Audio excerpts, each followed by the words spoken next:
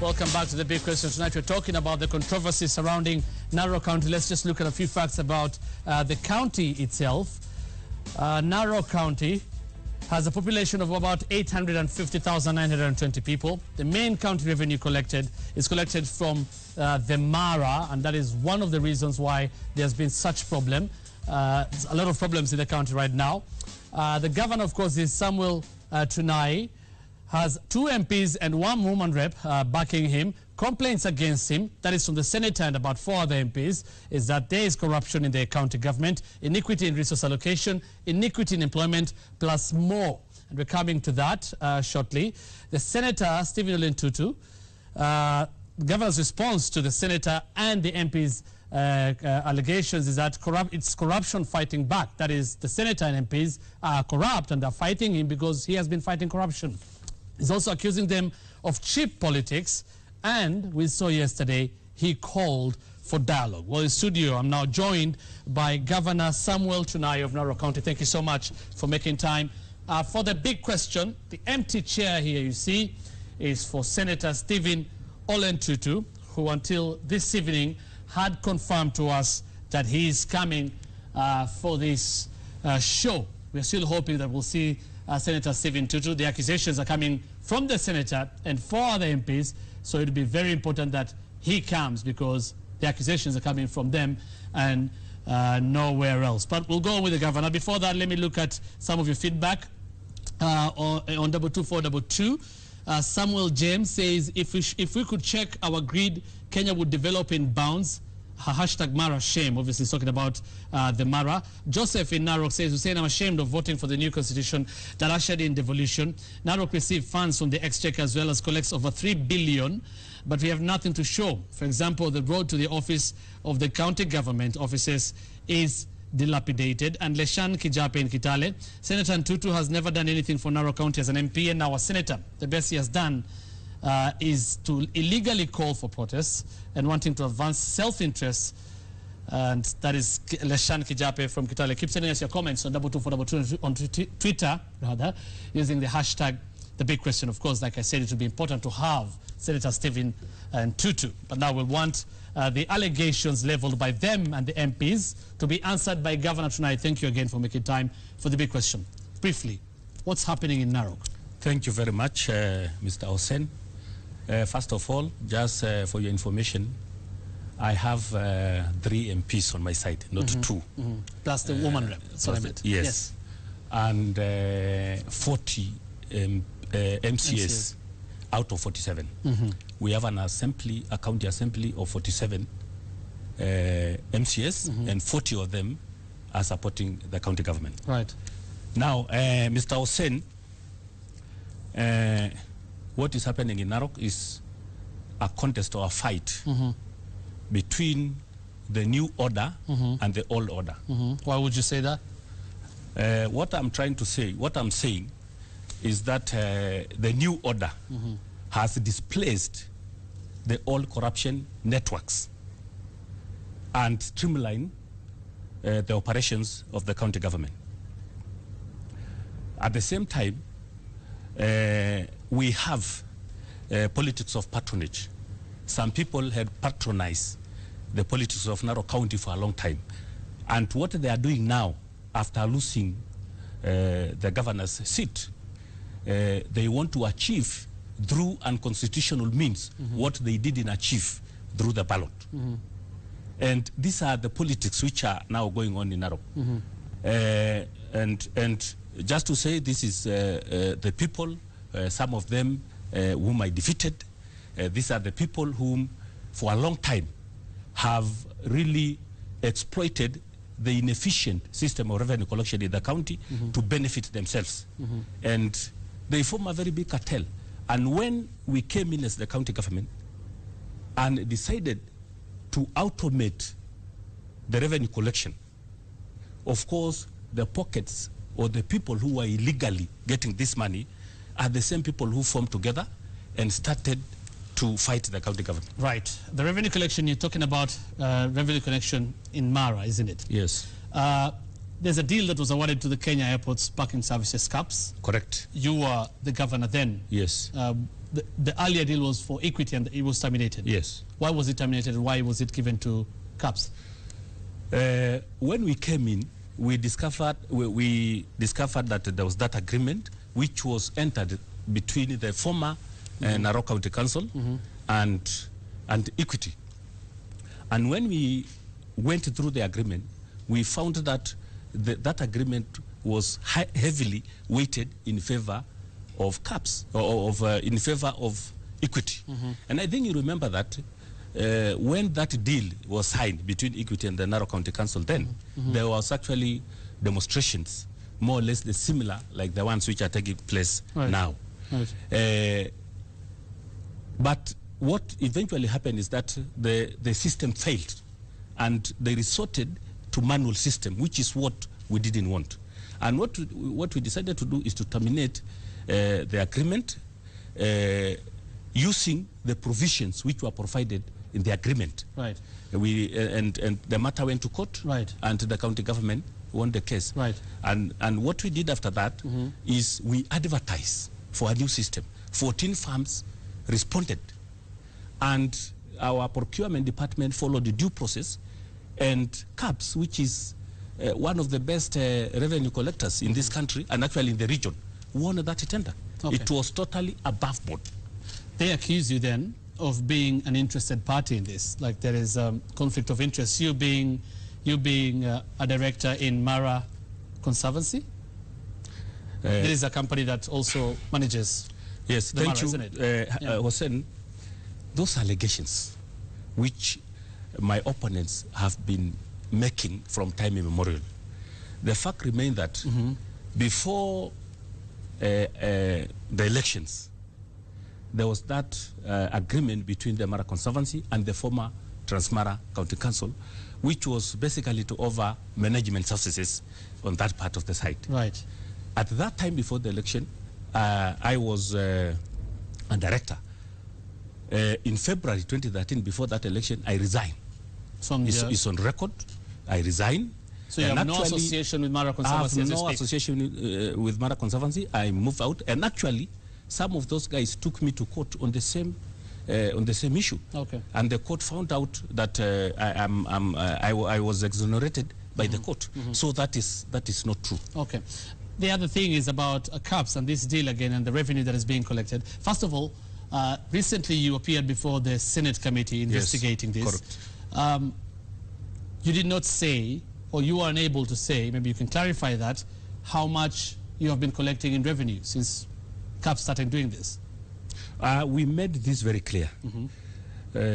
I have been on record in the county saying that the new system of revenue collection has increased revenue in the county threefold, 3 times.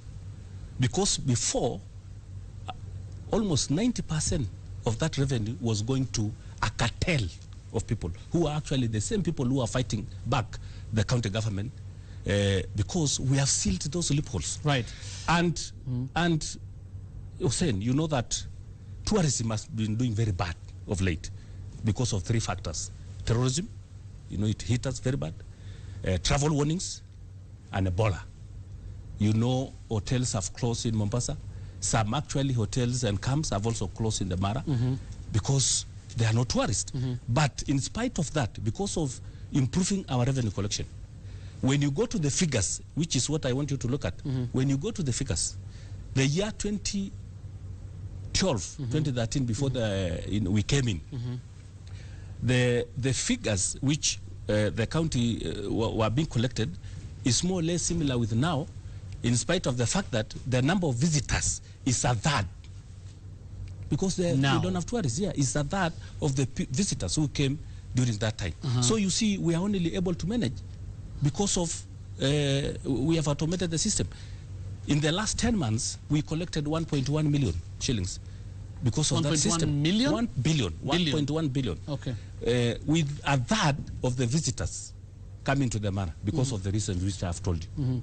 And that, according to you, is still a lot of money being collected? Correct. Yeah, because the tourism, there are no tourists coming to to Kenya at the moment. Yes. Okay. It's like I said earlier, we were expecting Senator Stephen Tutu to come here. Until this evening, he had confirmed that he'll participate in this discussion. And of course, it was very important for him to come because the accusations come from him. What we can do now is get the other side of the governor, plus for him to answer the allegations level against him. Controller of Budget, Agnes Odhiambo, appearing before the Senate committee tonight, she said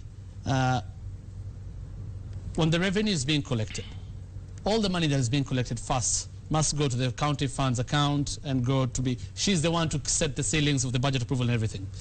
But CAPS has been getting their commission without the money first going to the county funds account. That is true, isn't it?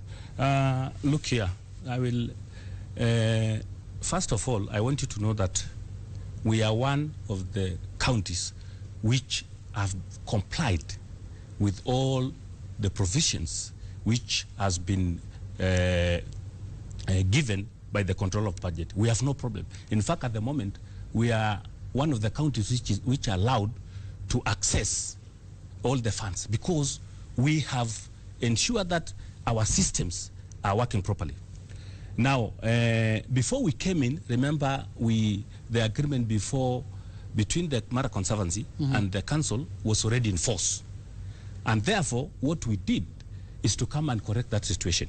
And actually, as we speak now, that system has been corrected from January, and all the revenue from the county government is collected and put in the Narok County government revenue account and then swept to the central bank, and then we apply through the Narok system through the control of budget. So at the moment, we have complied totally with that provision. But this happened before that, that section was actually, they were taking it at source, but that part was since corrected. And Tutu and his side, of course, are accusing you of colluding with outsiders in the county to benefit from the revenue collected at Mara.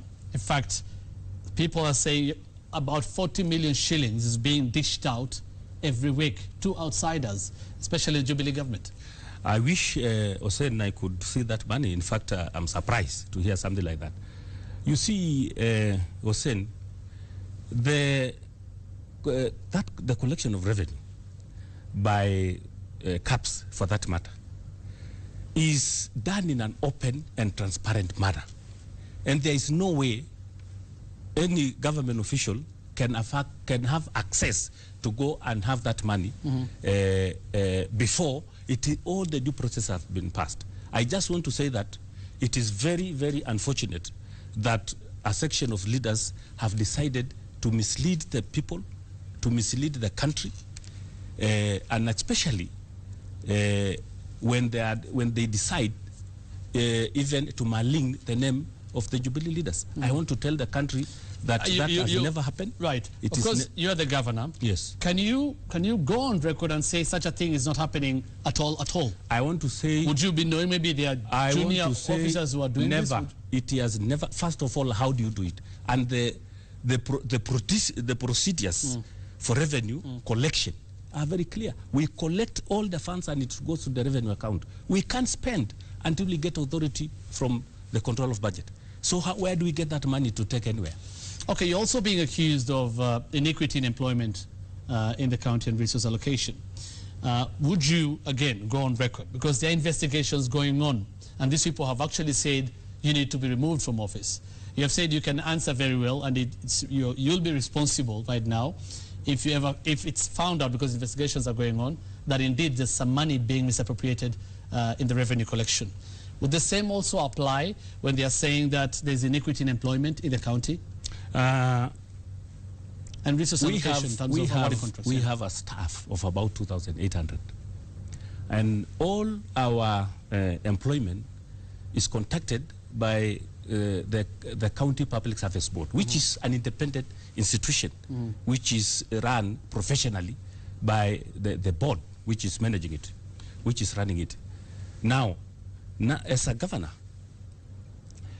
And that is part of the reasons why those section of the leaders are dissatisfied, is because I embrace inclusivity in the running of the Narok County government. I ensure that we must balance all the communities, all the clans, and who reside in Narok County.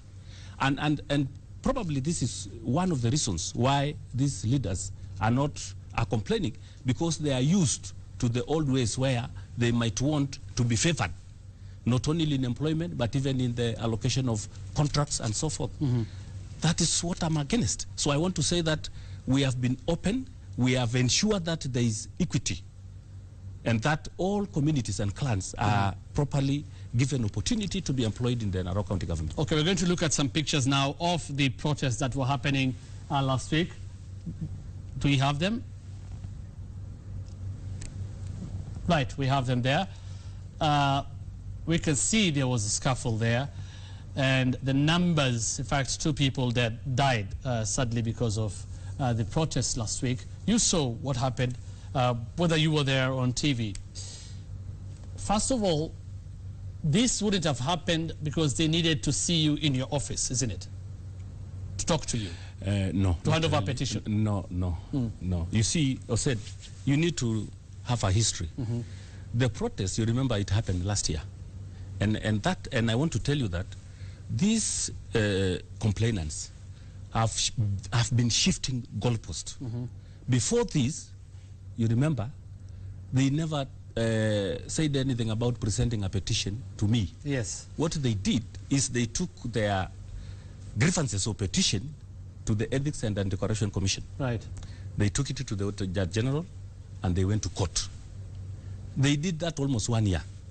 And actually, all those institutions of government have come to Narok County, and so far we have not received anything adverse or to the contrary. Okay. The same time, they decided to take their petition further. You remember that there was an incident, they were given audience by the senior leaders of this country, and they didn't wait. When they were told to wait for investigation to be carried out, they decided to go ahead. But so I want to tell you that the point of saying that that they came to my office to present a petition was an afterthought. And even then, do you have to bring all those people to bring a piece of paper, which I have here? In hindsight. Which is a few pages, but 7 pages. But in hindsight. Why do you have to bring all those people? 5 people or 10 people could have brought. I have the petition here, and we are going to respond. I want to say that these people are not saying exactly what they want. What they are saying is that on that day you are not giving them the audience they wanted, and even previously. That's what I'm telling you, that through even our provincial administration and the other leaders, you remember that I've always been calling for dialogue. I've been calling for peace. I've called those MPs that, okay, let's sit, you bring the issues you have. They have never brought any issue before me. They have been jumping the gun to go and look for solutions elsewhere, coming to me as a last result after exhausting all that, which is still as a county government we are ready to receive. But did they have to come to demonstrate like that, and which cumulated into the loss of life those numbers to bring a petition? Okay. The other thing, Governor, if you're saying the problem is from Ntutu and his cronies, do those numbers speak anything to you as the governor of Narok? Because there are so many people protesting as Narok residents. I care for any life of Narok County, and I actually took oath to protect them. So I care. You see, those people who you saw there is a significant number. But yes. You remember I got about 90,000 votes. That is probably 3,000 or 4,000 people. If today I want to still have a voice, still I want to bring 50,000. Yeah. You see, I can still bring more than that. So for a few MPs to sit and bring a number of people like that is not a big deal. Even my 3 MCAs can bring more than that. But this I is have MCAs who got more than 10,000 votes. So, yeah, people are many. And of course, you know, I had a vision for the county of Narok. Maybe those MPs have their own, which do not agree with mine. And what I'm doing is to implement my vision in line with our county integrated development plan. And when we defend that opinion, I have the right, as per the constitution, to implement my vision. But I must not implement their vision. Was it? It's my vision which I implement because I'm governor. And I'm not going to ask them on what I'm going to do as the governor of Narok County. I do what I promised the people of Narok to do, which is service delivery. And look here, I was saying, listen, you see, these MPs have also CDFs. Some of them have questions. For example, the chairman of CDF Narok was resigned on account of corruption. 2 of his members also resigned on account of corruption. What moral authority do they have to accuse the county government while they are not even washing their own houses? No, listen. What I've done in Narok County, and the people of Narok County can attest to that. I tell you, in the last 2 years, we are now almost going to 2 years, I've done what have not been done for the last 30 or 40 years. Right. Check on the roads. You ask the public from Narok to Narosura, where there were no, there are good tomatoes, they could not be transported because there were no roads. Up to the border of Tanzania. Look at the roads in Transmara, look at the roads in Narok North, look at the roads which I've done in Mulot and all those areas. The people there know what we have done. We have built health centers, we have built dispensaries, we have built schools. We are the first county. We are the first county to give 112 million shilling as bursary. Right now, as speak, we are disbursing approximately 90 million to the needy children of Narok County. Because of time, and I've read a message here earlier when somebody was saying, why can't we see this money you're saying being collected from Mara help develop some roads? So some may still not be very, very satisfied with your leadership. And you were saying that yes, these people, about 3,000, but there are still people in Narok County that, and you are their governor. Yeah, correct. Don't you feel you needed to talk to them? Of course, I'm ready to sit, but do I have to sit then in that environment? I want to tell you, saying these people, what they are after is not what they are saying. It's time they become honest, and they must know that elections are over until 2017. Finally, you called for dialogue. Yes. Some say that is a good move for you to sit and talk to them. But some also saying it's you again also shifting goalposts, just like you're saying they shifted goalposts. You're not ready to meet them. Why are you ready to meet them now? Does it show you're guilty, you know what you've done, or what does that mean? To the contrary, I believe it's a sign of strength. Because at times like this is the time where as leaders, we must take a back seat and provide leadership. And this is exactly what I'm doing. That, look here, gentlemen, if you have issues, really, come and we talk about it. The other day, you could see that they were saying they are not prepared to come and talk. Why are they not ready to come and talk? None of them has just come with any significant issue to me, other than going to incite people to do demonstrations. Right. Like I said earlier, we wished Senator Stephen Tutu would have been here. The accusations are coming from him, so it would have been important for them to have argued this out, the senator and the governor, and of course find a lasting solution to the people of Narok. Finally, Robert here from Narok is asking, who killed the person who was shot during the protest? Did it come from your police or your security officers? First of all, again, I want to offer my condolences to the family of the young person, Sikona Muntet, who passed away. Secondly, these are matters which are before court, and they are under investigations, and therefore, I cannot, it's sub judice. And thirdly, security is a national function. It's not a default function. And therefore, as you know, the national government took charge that day. The police were there.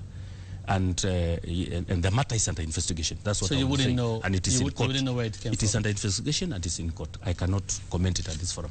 Okay. Yeah. We have to wait. Right. Samuel Tunai, Governor Narok County, thank you so much for making time for the big question. Like I said, it was so hard handling the big question tonight because these are accusations that are coming from one side of Narok County, so it would have been important for them to be here so that they can iron this out with the governor. All in all, we hope that a solution will be found, because at the end of the day, it is the people of Narok who are suffering. All the same, thank you so much, Samuel Tunai, Governor of Narok County, for making time for the big question.